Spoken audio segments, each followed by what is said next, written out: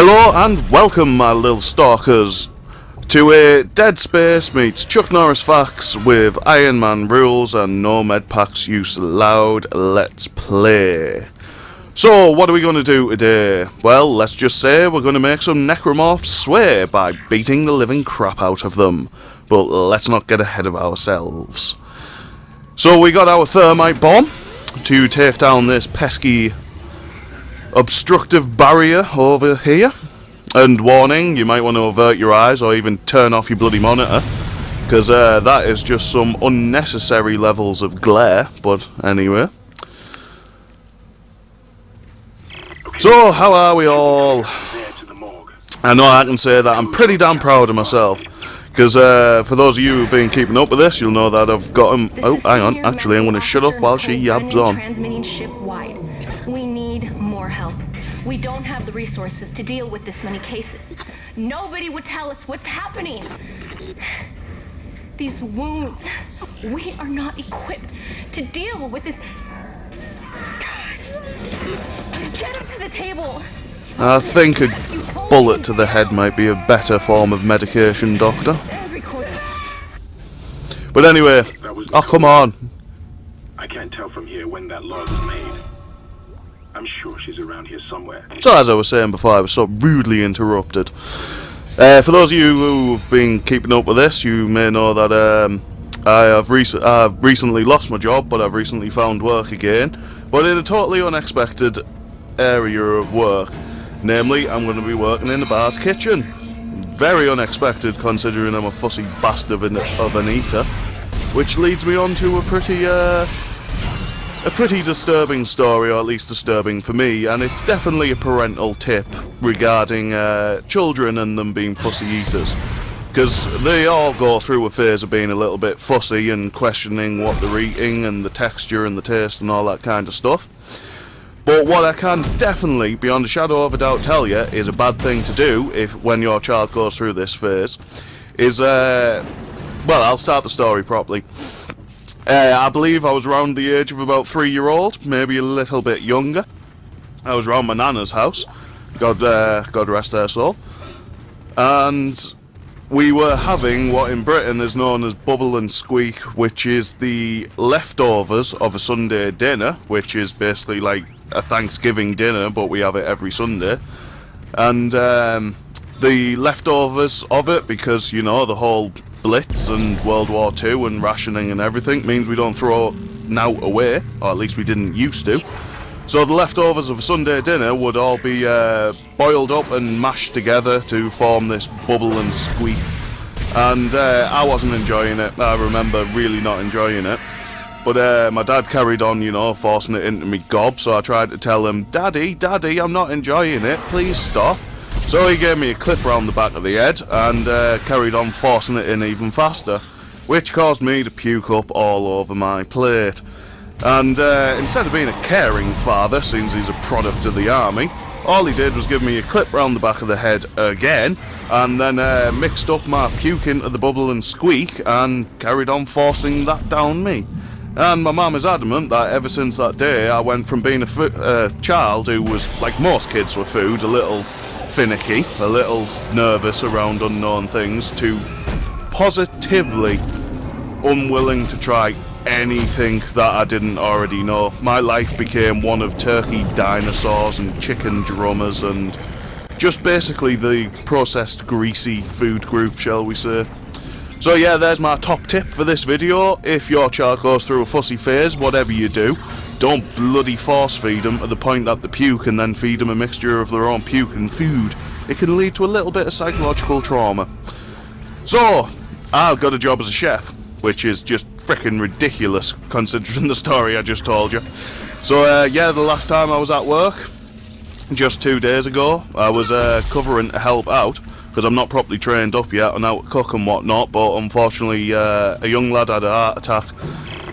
So, one of the workers there, who's a young lad, only 24, he had a heart attack. So naturally, the head gaffer asked me to come in to help out.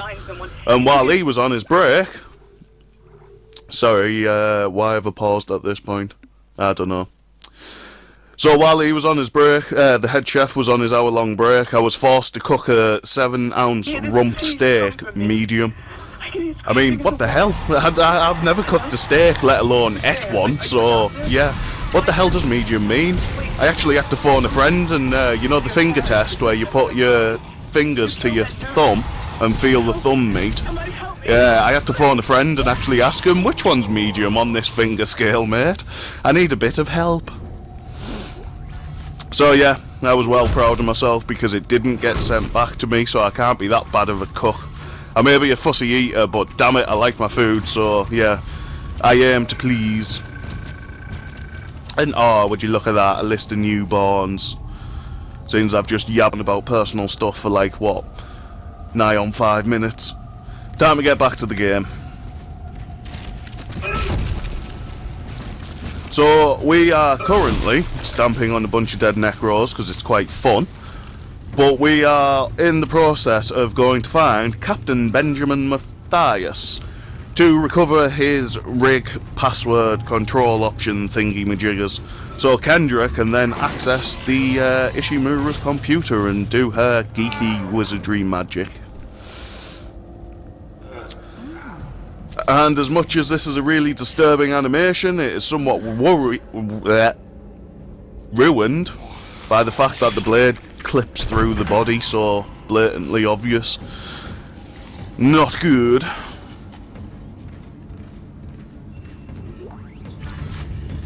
See what this knobhead's got to say.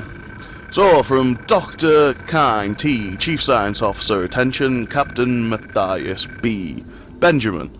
Further in our previous conversation, I asked that you delay bringing the marker up from the planet for a day or two. You know I'm as keen as anyone to study it in detail, and I understand your sense of urgency given the events on the colony, but that's why I ask. What's happening down there is just too unique, too unprecedented. To cut it short without proper time to study the causes and effects, in light of a discussion I had with Dr. Mercer, I'd like to meet with Dr. Cecilia Ariello, always struggle with that one, and Welland Planetside to get their observations. Terrence. Speaking of Terrence, Chuck Norris farts hurricanes. Come on, I stopped reading, get on with it.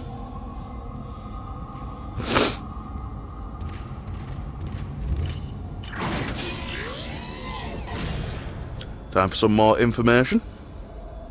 Once I actually step forward. And as with so many things on this game, the first time that happened I shat myself. Second time, yeah, rinse and repeat. I have no doubt they are somehow linked to the discovery of the mark. And I swear once I remember having to fight 2 of them there. I killed the first one, walked around the corner, and another one just jumped on my face. On my face, rather, not my fist. Incidents of violence and even murder. So it's time to take a ride in the magic elevator Dr. Mercer has advised that I bring and listen to him yap on. Dr. Welland, the planet-side psychiatrist, has reported that his own analysis... So you'll notice me looking at the ground. Why is that? Well, simple. This is why. This is what happened when I was doing my first test play run of this challenge Let's Play. For some strange unknown reason, the floor failed to spawn. Which, as you can imagine, I was right royally pissed off about. And even though it's meant to be a one-life challenge Let's Play, I kinda carried on playing till chapter 11, where, you know, I died honourably and organically and legitimately. But hey-ho, it looks like it's safe to cross, because I can see a floor there, rather than just a yawning black chasm of death.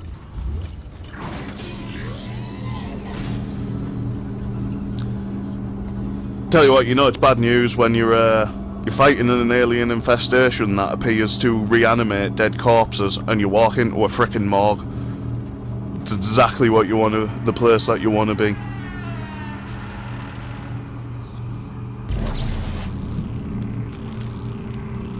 Yeah, well, watch this. So, generally speaking, you can shoot a leg off one of these bodies, and if you reposition them, there's a high chance that what is about to appear will also infect those bodies, so you can get more goodies.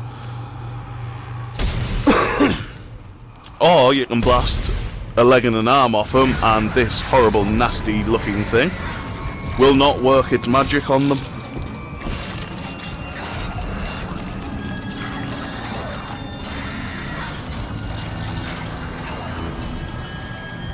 Well, that's one way to live an afterlife.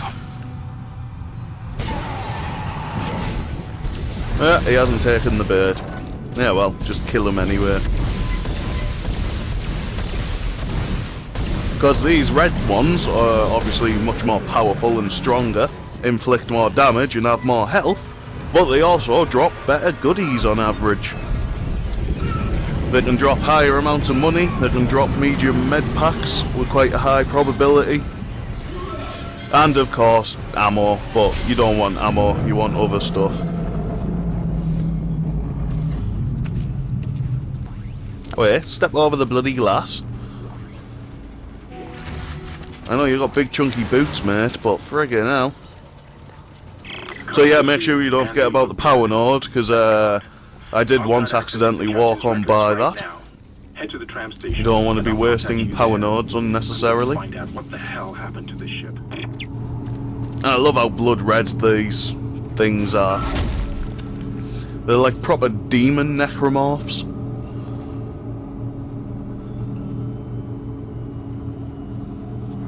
But anyway. And I'm forgetting a text log. This one's pretty long-winded, so bear with me, people. Medical log. Dr. Domos G. Medical examiner. Report of death on ship. Subject. Captain Matthias B. It is my sad duty to officially pronounce Captain Benjamin Matthias dead. Reports of the exact circumstances surrounding his death are conflicted, and beyond the scope of my role. I can only report on the body. The subject was in generally good health for his age, though a cursory blood test indicates his leukocyte count was very low, with encephalus in particular almost non-existent. His pre-flight physical exam showed no such ailments, indicating rapid onset. However, it is unlikely this had any effect on his death. Multiple contusions on the arms and hands, indicating a brief struggle pre-mortem. Slight contusion around the ribcage, suggesting his chest was restrained in some way. Cause of death was a single prolonged trauma to the ocular body, which continued on through the cavity wall, and finally into the frontal lobe, causing rapid neurotrauma, seizure, and death. The force required to puncture the ocular cavity in this manner is great, and the possibility of self-infliction correspondingly low. I therefore have no alternative but to record a preliminary verdict of unlawful death. Whether deliberate or accidental is beyond my jurisdiction. So it sounds like Captain Matthias met a pretty nasty end by any stretch of the imagination. But given it's a horror game, it'd be disappointing if he died in any other way. So hey ho, let's continue the fight. And did you hear that? Can you hear it? Yeah. Time to fight another one. Do you know, if these things were maybe just a little bit quieter sometimes, they might actually stand half a chance of sneaking up on you. But they're all too busy going a boogie woogie woo for that to ever happen.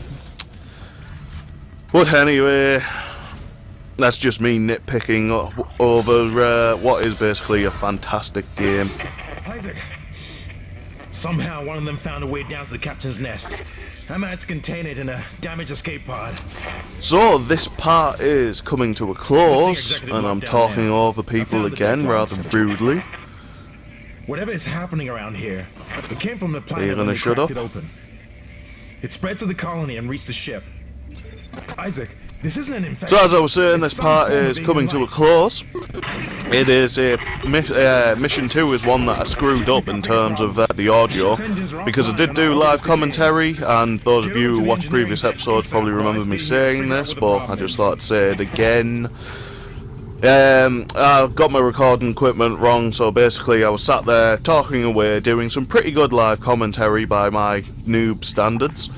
And yeah, because I didn't set it up right, my FRAPs failed to record my voice, so I just ended up with this gameplay footage, and I've had to do post-production commentary over it. I've tried to capture the aspect of live commentary once again by just basically recording the video and talking over it in one go, no outtakes or anything, just get it done.